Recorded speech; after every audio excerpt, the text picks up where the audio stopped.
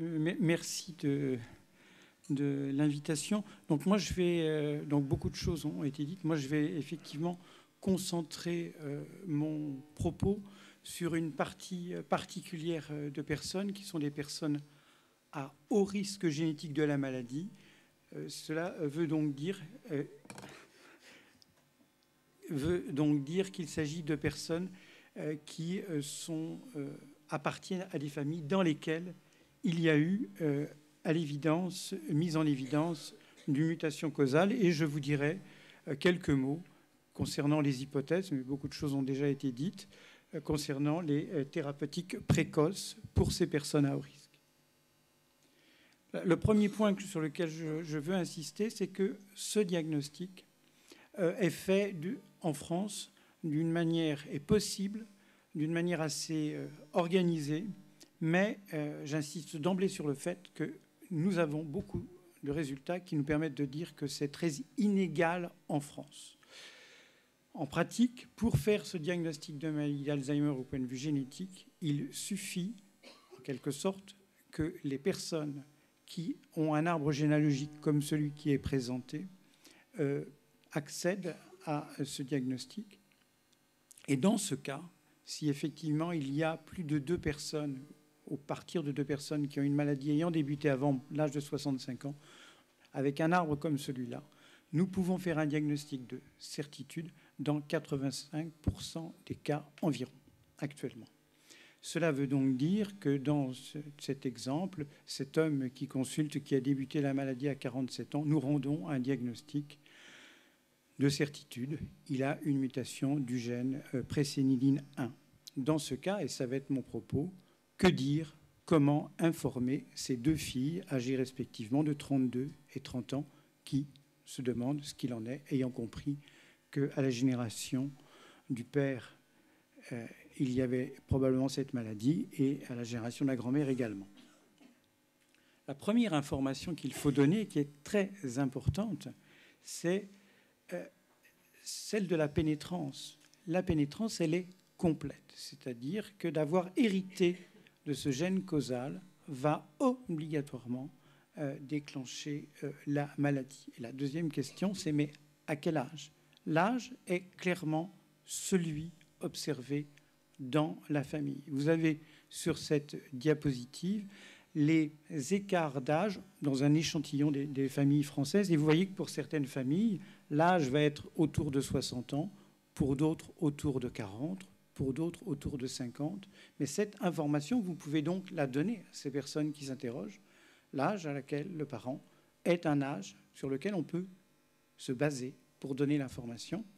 Il faut savoir que la moitié des cas ont débuté avant l'âge de 40 ans. Qu'en est-il actuellement de l'accès au conseil génétique? Qu'en est-il actuellement des demandes de diagnostic présymptomatique? Fabrice a évoqué cela. En fait, actuellement, nous avons à peu près, ces dernières années, je veux dire 2012-2013, qui n'est pas terminée, environ entre 12 à 15 demandes, c'est-à-dire 12 à 15 personnes qui ont suivi le processus de la consultation de génétique et qui sont allés jusqu'à la prise de sang et qui ont eu un rendu de résultat leur disant « Oui, vous êtes porteuse de l'anomalie génétique. Non, vous n'êtes pas porteuse de l'anomalie génétique. » J'insiste sur une notion et je vous présente ici un site que nous avons ouvert tout récemment qui a pour but d'augmenter la qualité de l'information que l'on peut donner à la fois aux familles, mais à la fois aux médecins, et quels documents ils peuvent avoir pour accéder à ce diagnostic.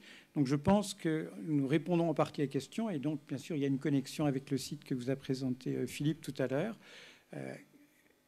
C'est très important, puisque nous avons fait le constat que clairement il y a des régions en France où il n'y a pas de diagnostic de posé, très peu.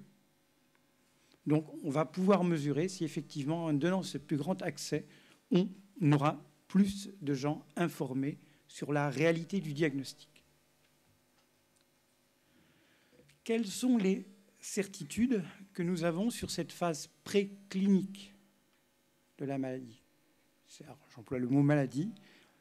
Bon, on a vu que Bruno posait la question. Quelles sont les connaissances que nous avons? Les connaissances que nous avons essentiellement grâce à ces personnes à haut risque C'est parce que ces personnes, elles sont désireuses d'aider la recherche, voulant être actives, voulant être également solidaires avec leurs parents malades, mais elles nous demandent en même temps, elles demandent à ne pas savoir leur statut génétique. Vous voyez le paradoxe. Ces personnes peuvent être volontaires pour faire de la recherche, mais vous voyez que peu connaissent leur statut. Et bien sûr, ces recherches font en sorte qu'ils n'ont pas accès aux résultats individuels qui les concernent. Donc l'objectif de ces recherches, chez ces personnes particulières, c'est de savoir quand, comment débute ce qu'on appelle la maladie d'Alzheimer. Et donc le principe général de ces études, ça va être de comparer les porteurs et les non-porteurs, avec plusieurs méthodes, la cognition, l'imagerie, la biologie. Donc je vais vous montrer quelques données pour situer le débat qui a été amorcé par Fabrice et Bruno. Une façon de le poser, c'est de prendre ces travaux, ça c'est un Lancet Neurologie de 2011, concernant ce qu'on appelle les familles colombiennes. Il y a une mutation particulière du gène de présénine 1 et il y a plusieurs centaines de patients malades et plusieurs centaines de personnes à haut risque génétique. Et c'est une sorte de déroulé chronologique de ce qui attend ces personnes, possiblement. Enfin, certainement s'ils étaient eux-mêmes porteurs de la mutation. Vous voyez que c'est une maladie qui débute à 49 ans, que ce qu'on appelle la maladie d'Alzheimer prodromale se situe à partir de 44 ans, et puis une phase qu'on peut appeler celle où il y a quelques plaintes, mais pas de tests perturbés au point de vue mnésique, c'est entre 38 et 44 ans. Donc ce qu'on appelle la phase préclinique, où il n'y a rien du point de vue des personnes qui ont une vie normale, c'est avant 38 ans.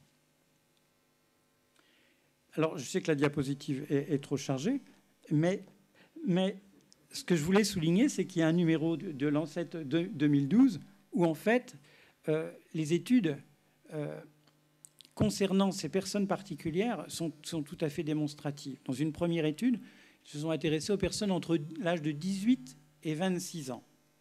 La deuxième étude prenait un éventail un peu plus large de ces personnes jusque vers 55 ans. Plusieurs méthodes utilisées, en IRM structural, donc voir s'il y a une différence d'atrophie ou de volumétrie, en IRM fonctionnel pendant les tâches de mémoire, bien sûr en charge amyloïde en PIB et en biologie dans le plasma ou dans le LCR.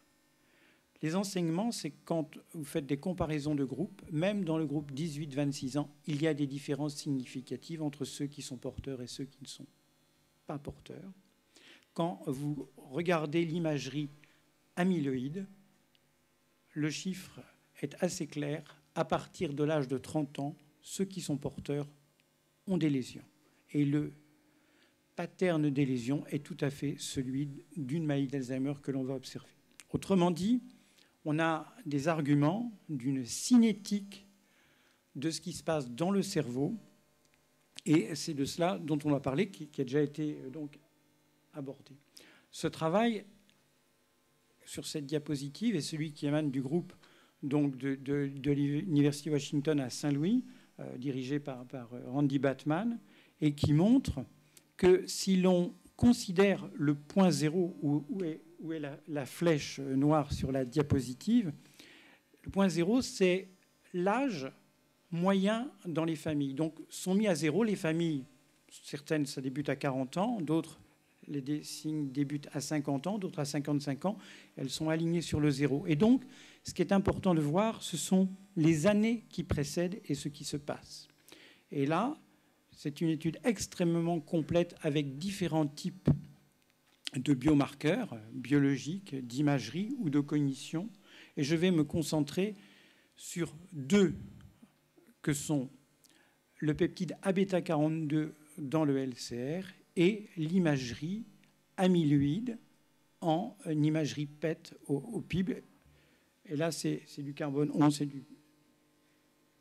Sur la partie de la diapositive à gauche, vous avez la cinétique reconstruite du LCR. Et vous pouvez remarquer que les deux courbes entre les porteurs et les non-porteurs se séparent assez précocement vers moins 25 ans par rapport à l'âge de début. Et vous pouvez même remarquer, sur le plan physiopathologique, puisque Bruno a soulevé la question de l'hypothèse amyloïdergique, qu'à moins 30 ans, la courbe du peptide Abeta42 dans le LCR est au-dessus de la courbe des non-porteurs. J'y reviendrai juste après.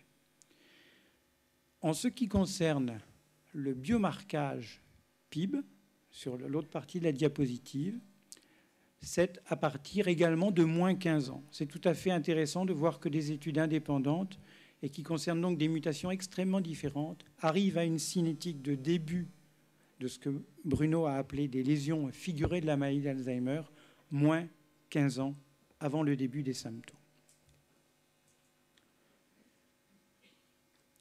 La question légitime que posent les personnes, vous mettez dans l'état d'esprit de ces deux jeunes femmes à qui on vient d'apprendre que leur père est porteur d'une mutation causale, elles vont poser des questions en conseil génétique. Et alors, où en est la recherche? Et alors, les traitements du futur? Qu'est-ce qu'on va pouvoir faire éventuellement pour nous à l'avenir, etc. Donc l'hypothèse, oui, l'hypothèse actuellement, celle dont on a, c'est l'hypothèse amyloïdergique. Et l'hypothèse amyloïdergique, elle tient en particulier dans ses formes avec des mutations, puisqu'il a bien été montré dans des modèles animaux et dans des modèles, donc des animaux transgéniques avec ces mutations, également dans les modèles cellulaires, que c'est ce ratio Abeta42 sur Abeta40 qui est, pour le dire vite, le primum movens de la maladie. Mais en fait, la preuve de cette hypothèse in vivo, elle a été, somme toute, apportée que très récemment. Il y a un papier, à mon sens, particulièrement important de la cinétique du LCR dans ses différents compartiments chez des personnes porteuses, non porteuses, donc dans le groupe de Batman, qui apporte la preuve de ce qui se passe. C'est-à-dire qu'effectivement, il y a une phase où il y a une surproduction de ce peptide Abeta42, et cela peut expliquer les études précédentes et cette courbe vers moins 30 ans. Effectivement, il y a une surproduction de ce peptide. Et puis ensuite, il va y avoir un turnover plus rapide de cette fraction peptidique particulière. Et quand les premières lésions figurées arrivent, c'est-à-dire sont visibles en PIB, alors Abeta42 diminue dans le LCR. Si j'insiste sur ce point, c'est qu'effectivement, c'est sur ces bases-là que l'on peut envisager, dans le cadre de l'hypothèse qui a été soulevée par les deux collègues précédemment, de donner un traitement à visée anti-amyloïdergique. Bien sûr, ces traitements, ils reposent sur un certain nombre de choses. Vous savez que l'immunisation, ça marche effectivement chez les modèles animaux transgéniques, et vous savez que les molécules, ça a été dit avant, sont des traitements qui ont prouvé leurs grandes limites en ce qui concerne l'efficacité chez les patients. Mais là, si je me situe à un autre moment, on a maintenant des données de sécurité, de suivi suffisantes pour oser répondre à l'hypothèse de la grande précocité.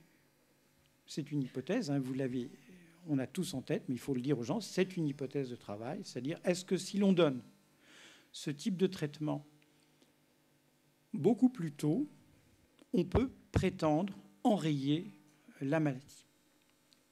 C'est une hypothèse absolument majeure qui est à proposer à ces personnes à haut risque, qui sont en général les enfants des personnes chez lesquelles on a fait les diagnostics, et ou certains membres de la fratrie, plus jeunes en général que le patient que l'on voit. Alors, c'est typiquement ce qui a motivé, parmi les essais qui démarrent, qui sont proposés, celui où je pense nous sommes le plus clairement impliqués, c'est-à-dire l'essai promu par l'équipe, le consortium Diane. Et là, l'âge à partir duquel on peut inclure ces personnes dans des essais, c'est le moins 15 années par rapport à l'âge de début dans la famille. Quel est le principe? Le principe est de proposer aux porteurs, à 2/3 des personnes porteuses, le traitement et le placebo à 1/3 d'entre elles. Ce traitement, il sera jugé au bout de 2 ans avec une méthode assez simple, c'est de comparer ceux qui ont reçu le traitement versus ceux qui ont reçu le placebo. Et les critères primaires d'efficacité sur les 2 molécules actuellement sélectionnées sont directement en relation avec ce que je vous ai montré. C'est-à-dire les 2 flèches sont souhaitées aller dans l'autre sens, c'est-à-dire l'une sera testée sur le taux de la charge amyloïde en PIB et l'autre sur la fraction libre d'Abeta42 et Abeta40. Je vous ai mis également les sites sur lesquels vous pouvez avoir toutes les informations concernant ces essais.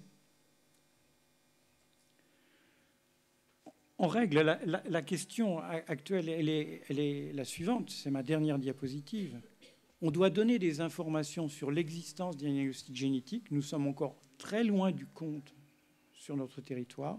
Et ces informations, je pense qu'il est très important qu'elles soient actualisées. C'est-à-dire que moi, c'est un souci que ces informations soient les mêmes où que les gens habitent et qu'on leur dise la même chose.